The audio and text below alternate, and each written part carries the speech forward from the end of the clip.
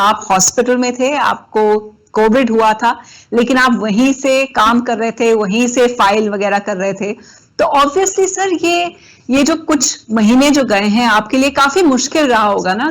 देखिए, मैं तो 23 मार्च को मध्य प्रदेश का मुख्यमंत्री बना चौथी बार, लेकिन समय बहुत कठिन था, इसलिए कि मेरे मुख्यमंत्री बनने के पहले कोरोना ने मध्य प्रदेश में न केवल दस्तक दे दी थी, बल्कि नीचे तक जड़ें जमा ली थी।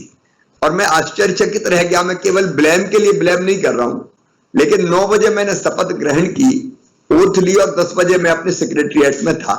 और जब यहां आके मैंने पूछा कि कोरोना के संक्रमण से, वायरस के संक्रमण से निपटने की व्यवस्थाएं क्या है, तो कोई सिस्टम ही नहीं था। एक भी मीटिंग कोरोना से निपटने के लिए गंभीरता पूर्वक नहीं की गई थी। ना हमारे पास टेस्टिंग लैब थी, ना हमारे पास पीपीई किट थे, ना हमारे पास दवाइयों का इंतजाम था, ना हमारे पास कोई डेडिकेटेड हॉस्पिटल्स थे, ना हमारे जो मेडिकल स्टाफ था वो ट्रेंड था। तो एक बार की तो मुझे लगा कि एकदम हम क्या करें, लेकिन फिर भी हमने लगातार परिश्रम करके व्यवस्थाएं खड़ी करने का काम किया। डेडिकेटेड हॉस्पिटल हमने तैयार किए, लैब नहीं थी टेस्टिंग की, तो मैंने विमान में भर भर के जो सैंपल थे वो हमने जहां में जगह मिलती थी, नोएडा में जगह मिली तो नोएडा भेज दिया, पांडिचेरी में मिली तो पांडिचेरी भेज दिया। लेकिन हमने रिकॉर्ड टाइम में एक लैब से 70 लैब मध्य प्रदेश में तैयार कर दी। पीपीई किट पर मध्य प्रदेश में तैयार करना हमने शुरू कर दिए। जो हाइड्रोक्सी क्लोरोक्विन जैसी टैबलेट्स थी उनकी व्यवस्था की, ग्लोव्स की व्यवस्था की, मास्क नहीं थे तो हमने अपनी महिलाएं जो बहनें थी सेल्फ हेल्प ग्रुप की, उनको युद्ध स्तर पर काम में लगाया कि मास्क बनाइए आप, और वो मास्क वितरित करना शुरू किए। तो बड़ी कठिन परिस्थितियों में दिनों रात काम। अच्छा, मैं अकेला था। एक और इंटरेस्टिंग बात यह है कि मेरा तो मंत्रिमंडल ही नहीं था।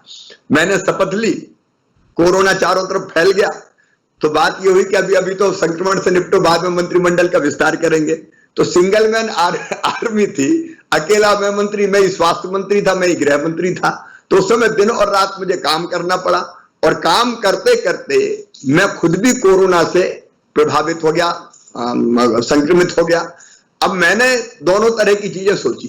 एक मेरे दिमाग में ये था कि मैं होम आइसोलेशन में रहूं, लेकिन दूसरा मुझे लगा कि उस समय हम ये कहते थे कि छुपाओ मत, तत्काल बताओ और तुरंत इलाज के लिए जाओ। आइए, होम आइसोलेशन की बात में आई, तो मुझे लगा कि एक आदर्श उपस्थित करो, घर नहीं रहना है, अस्पताल में जाओ तुरंत, ताकि बाकी भी पेशेंट्स हो तो घबराए ना तुरंत अस्पताल में। फिर मैंने ये दिखाने के लिए, लोगों को प्रेरित करने के लिए, कोई घबराने की जरूरत नहीं है, मुझे भी कोरोना है, लेकिन मैं हॉस्पिटल से ही लगातार काम कर रहा हूं। तो रोज मैंने वहीं से कोरोना की समीक्षाएं भी की, वहीं से बाकी भी हमारी जो मीटिंग्स थी वो भी मैंने की, कार्यक्रमों में भाग लिया। और एक बात और मैं बताना चाहता हूं, आप जो न्यू एरा की बात कर रहे थे, बदलती हुई परिस्थितियों में देखिए, मोदी जी ने एक मंत्र दिया, 2 चीजें उन्होंने कही थी, एक जान है तो जहान है। तो कोरोना के संक्रमण से निपटो, घबराओ मत, लोगों को खड़ा किया। लेकिन बाद में उन्होंने दूसरी चीज और कही, जान भी है और जहान भी है। मैंने दोनों चीजें पकड़ी, और जान भी है जहान भी है। इसलिए मेरे दिमाग में आया कि संक्रमण के दौरान ही, जब मैं खुद संक्रमित हो गया हूं, हम मध्य प्रदेश को फिर से उठ के खड़ा रहने का रोड मैप बनाए, कोरोना की परिस्थितियों का मुकाबला करते हुए। और इसलिए प्रधानमंत्री जी ने कहा आत्मनिर्भर भारत, तो हमने तय किया आत्मनिर्भर मध्य प्रदेश, और उसका एक रोड मैप हमने बनाया। और उस रोड मैप के हमारे 4 प्रमुख स्तंभ थे, हमने जिसको फाइनल कर दिया है। नंबर 1, इंफ्रास्ट्रक्चर, सड़क, बिजली, पानी से लगा के जितनी चीजें इंफ्रा के अंतर आता है, उसमें एग्रो इंफ्रा भी शामिल है।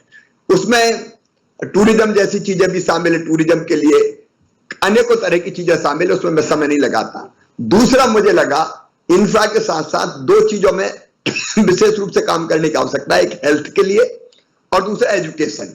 ये दोनों पक्ष ऐसे, हेल्थ कोरोना के संदर्भ में भी, और केवल कोरोना नहीं, बाकी बीमारियों के लिए भी हम हेल्थ के इंफ्रा को हम और मजबूत बनाएं। तीसरी चीज मुझको लगी जो बहुत जरूरी थी, गुड गवर्नेंस, सुशासन। और चौथी मुझे लगी अर्थव्यवस्था और रोजगार खड़े करना। देखिए, एक चीज मैं ये मानता हूं कि गरीबों का हक सबसे पहले खजाने पर। कोरोना के दौरान कैसे रोजगार के अवसर हम सृजित करें, ये मेरी बड़ी चिंता थी, क्योंकि मजदूरी मिलना बंद हो गई थी, लोग बाहर के राज्यों से लौट के आ रहे थे। तो हमने गरीब के खाते में पैसे की कमी नहीं आने दी। एक तरफ प्रधानमंत्री जी ने भी पैसा डाला, लेकिन अलग अलग योजनाओं के अंतर्गत मैंने भी गरीबों के खाते में लगातार पैसा डाला, मजदूरों के खाते में पैसा डाला, किसानों के खाते में हमने पैसा डाला। प्रधानमंत्री फसल बीमा योजना का पैसा नहीं डाला था, लगभग 8,000 करोड़ रुपए हमने उस दौरान किसानों के खाते में डाले ताकि लोग हिम्मत ना हारें। और एक हमने ये भी किया कि गेहूं की खरीदी कोरोना के काल में हम कैसे बेहतर से बेहतर कर पाए। रिकॉर्ड खरीदी की हमने, 1,29,00,000 मीट्रिक टन से ज्यादा। पंजाब पीछे रह गया, मध्य प्रदेश आगे निकल गया। बाकी जिनसों की भी हमने खरीद की, उसके कारण भी किसान के खाते में पैसा आया।